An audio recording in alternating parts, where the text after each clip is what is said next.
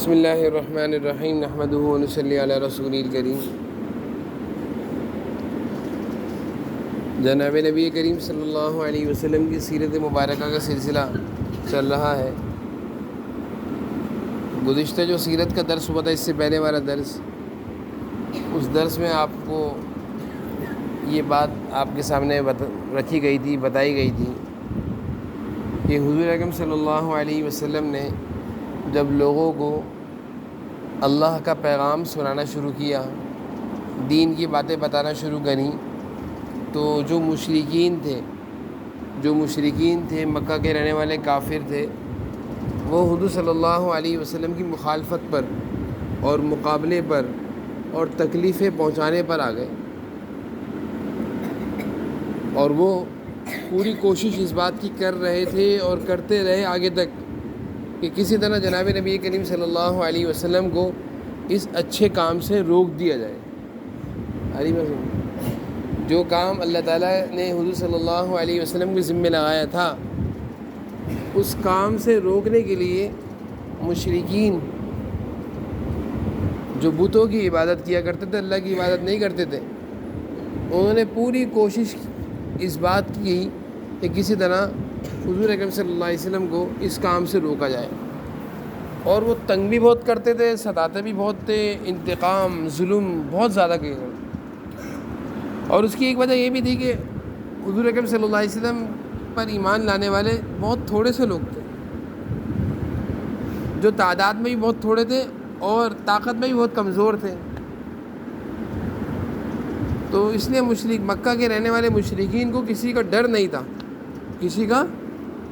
تھا کہ ہم حضور صلی اللہ علیہ وسلم کو تکلیف پہنچائیں گے تو ہمیں کوئی کچھ بولے گا، کسی کا ان کو ڈر، جیسے آدمی کو کسی کا ڈر ہوتا ہے نا کہ اگر میں اس کو ماروں گا تو اس کا بڑا بھائی مجھ سے لڑے گا، یہ اس کے ابو آئیں گے مجھے پکڑ لیں گے، یا پولیس والے مجھے پکڑ لیں گے۔ جو ڈر ہوتا ہے تو پھر انسان وہ برے کام سے کیا ہوتا ہے، رک جاتا ہے۔ لیکن مشرکین جو تھے مکہ کے رہنے والے، ان کو کسی کا بھی ڈر نہیں تھا، کیونکہ حضور صلی اللہ علیہ وسلم کو وہ کمزور سمجھا کرتے تھے، اور آپ پر ایمان لانے والے بھی کمزور تھے،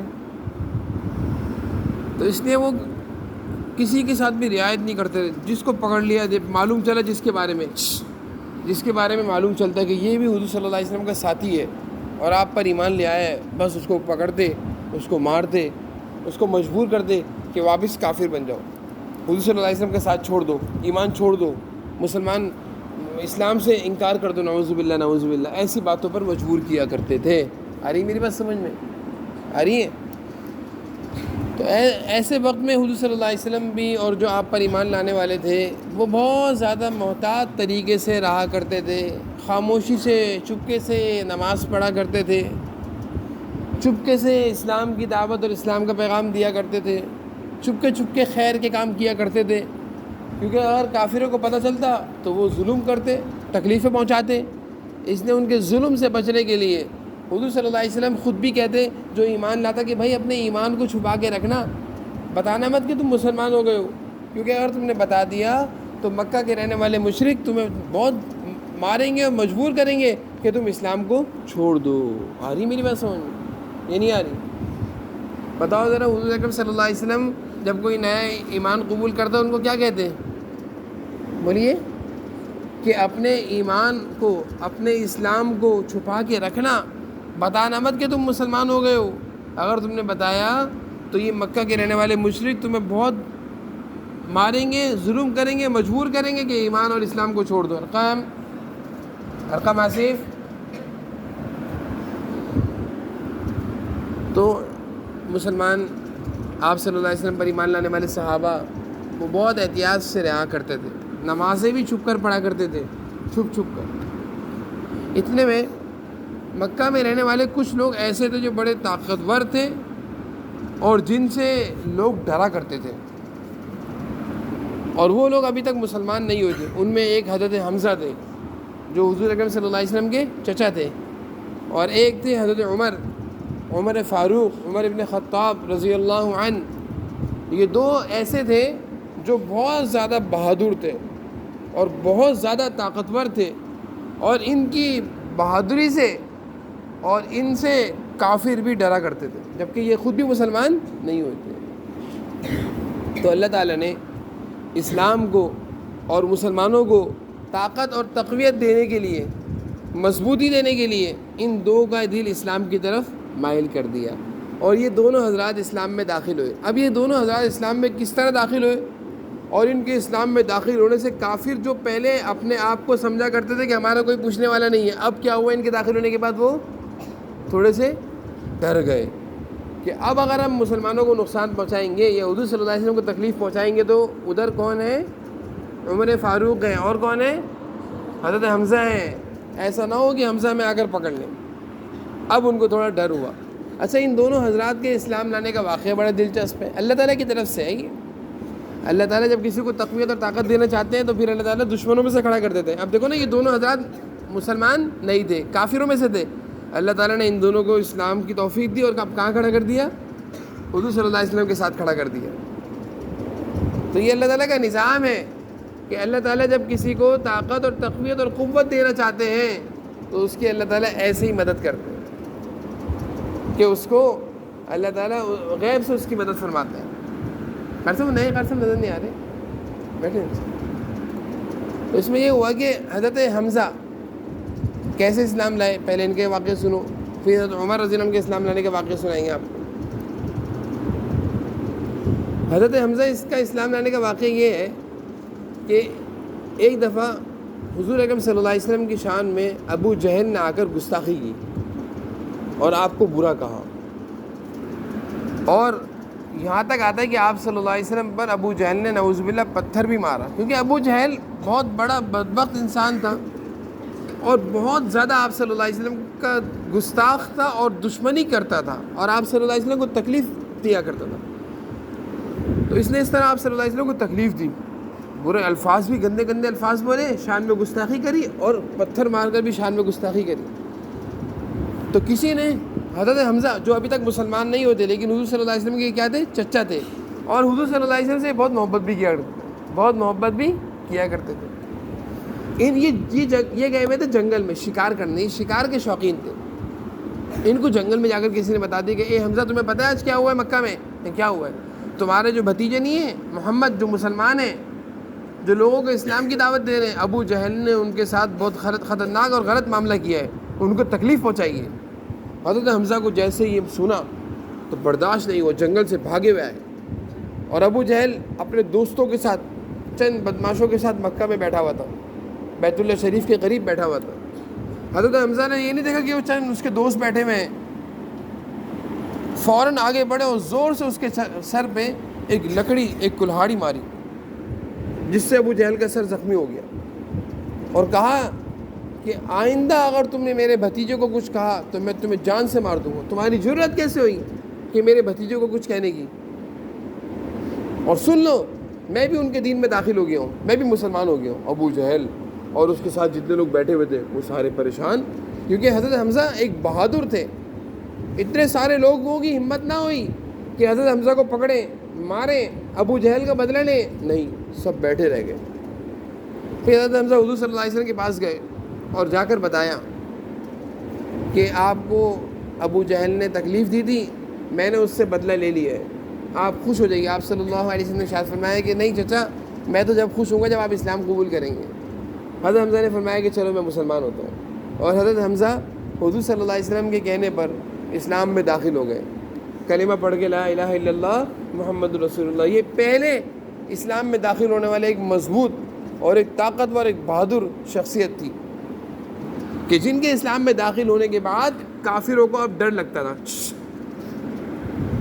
تم وہی حرکت کر رہے ہو چشمے والے، کافر اب ڈرتے تھے، مشرک اب ڈرتے تھے کہ اب اگر ہم مسلمانوں کو کچھ کہیں گے یا حضور صلی اللہ علیہ وسلم کو کچھ کہیں گے تو وہاں پہ حمزہ ہے، حمزہ ہم سے پوچھ لیں گے، پکڑ لیں گے حمزہ۔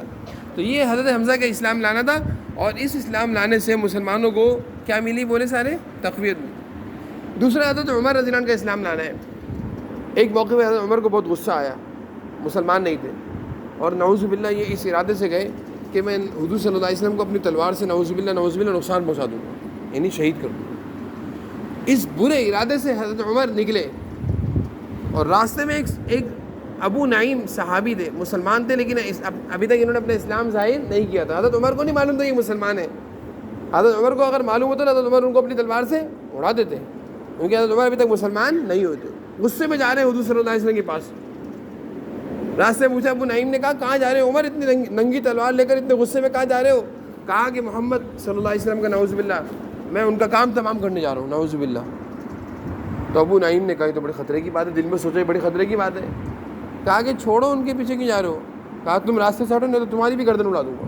ابو نعیم نے کہا چھوڑو، محمد صلی اللہ علیہ وسلم کی خبر تو بعد میں لینا، جس اسلام کی دعوت وہ دے رہے ہیں لوگوں کو وہ اسلام تمہارے گھر میں پہنچ گیا ہے. کیا کہہ رہے ہو تم؟ کہا تمہاری بہن اور تمہارے بہنوئی دونوں مسلمان ہو گئے.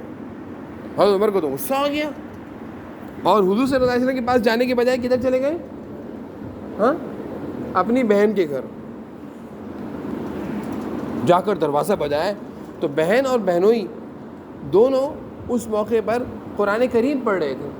حضرت عمر کو قرآن کی آواز آ گئی اور غصہ آیا کہ یہ تو وہی قرآن ہے جو محمد صلی اللہ علیہ وسلم پڑھا کرتے ہیں، کیونکہ حضرت عمر ابھی تک مسلمان نہیں ہوئے تھے، اس قرآن کو نہیں مانتے تھے. تو غصہ آ گیا قرآن کی آواز سن کر اور بولے دروازہ کھولو جلدی سے. ان کی بہن نے جلدی سے دروازہ کھولا اور دروازہ کھلتے ہی حضرت عمر اپنی بہن کو مارنے لگے. بہن نہیں، پہلے بہنوئی آئے دروازے پر. حضرت عمر کے جو بہنوئی تھے نا، بہن کے شوہر، وہ آئے. حضرت عمر نے ان کو دیکھتے ہی ان کو مارنا شروع کیا، بہت مارا. پھر مارتے مارتے بہن آئی بچانے کے لیے اپنے شوہر کو، بہنوئی کو. تو جیسے حضرت عمر کی بہن آگے آئی بچانے کے لیے، حضرت عمر نے اپنی بہن کو بھی مارا اور اتنی زور سے مارا کہ ان کے سر پھٹ گیا، خون آنے لگ گیا. جب حضرت عمر نے اپنی بہن کے سر میں سے خون بہتا ہوا دیکھا تو دل نرم ہوا اور ان کی بہن نے حضرت عمر سے ایک بات کہی کہ اے عمر، ہاں میں مسلمان ہو گئی ہوں. تم ہمیں اسی لیے مارو نا کہ تم مسلمان ہو گئے ہو. ہاں میں بھی مسلمان ہو گئی ہوں، میرا شوہر بھی مسلمان ہو گیا ہے. اور ایک بات سن لو عمر، تم ہمیں جتنا مارو مار لو، مار کے ہمیں جان سے مار دو، لیکن ہم مسلمان ہو گئے اب کافر، ہم اسلام کو اب نہیں چھوڑیں گے، اب اسلام کو ہم نہیں چھوڑیں. یہ ہوتا ہے، اللہ تعالیٰ نے ہم سب کو کیا بنایا ہے؟ مسلمان بنایا ہے. کیا بنایا ہے؟ ہم سب مسلمان ہیں. اور جو لوگ اللہ کی عبادت نہیں کرتے، بتوں کی عبادت کرتے ہیں، وہ کیا ہیں؟ کافر ہیں اور وہ مسلمان نہیں ہیں. جب ایک دل میں، اس دل میں جب اللہ تعالیٰ کی محبت، کلمہ لا الہ الا اللہ قرآن آ جائے تو پھر یہ نکلتا نہیں ہے. حضرت عمر کی بہن نے کہا کہ اے عمر جتنا مارنا ہے مار لو، ہم مسلمان ہو گئے ہیں، ہم نے کلمہ پڑھ لیا ہے، ہم اللہ پر ایمان لیا ہے، ہم نے بتوں کی عبادت چھوڑ دی ہے. اب تم ہمیں مار کے ختم کر دو گے، لیکن ہمارے سینے سے ایمان، اب ہم مسلمان، اب اسلام ہم نہیں چھوڑیں گے، اب اسلام ہم. یہ تھا اسلام، یہ ہے اسلام کی محبت، جس کو کیا کہتے ہیں؟ اللہ کی محبت، اللہ کے رسول کی محبت. کیا کہتے ہیں اس کو؟ بولے سارے بچے. حضرت عمر حیران ہو گئے، رک گئے، دل نرم پڑ گیا. کہا کہ اچھا، اپنی بہن سے کہا وہ قرآن تو لاؤ جو قرآن تم پڑھ رہے تھے. تو ان کی بہن جلدی سے، ان کی بہن نے کہا نہیں عمر تم مسلمان نہیں ہو، پہلے آپ نہاؤ پاک ہو پھر میں وہ قرآن دوں گی. حضرت عمر گئے، وہیں نہائے، پاک صاف ہوئے، وضو کیا اور قرآن کریم حضرت عمر کو، ان کی بہن نے قرآن کی وہ آیتیں تھی جو پڑھ رہی تھی، تو سورہ طہ کی آیت تھی. حضرت عمر نے قرآن پڑھا، اننی انا اللہ لا الہ الا انا فاعبدنی اننی انا اللہ. اس آیت میں اللہ تعالیٰ کے فرما رہے ہیں کہ میں ہوں اللہ، میری عبادت کرو، بتوں کی عبادت نہیں کرو. حضرت عمر نے جب یہ پڑھی آیت تو دل نرم پڑ گیا.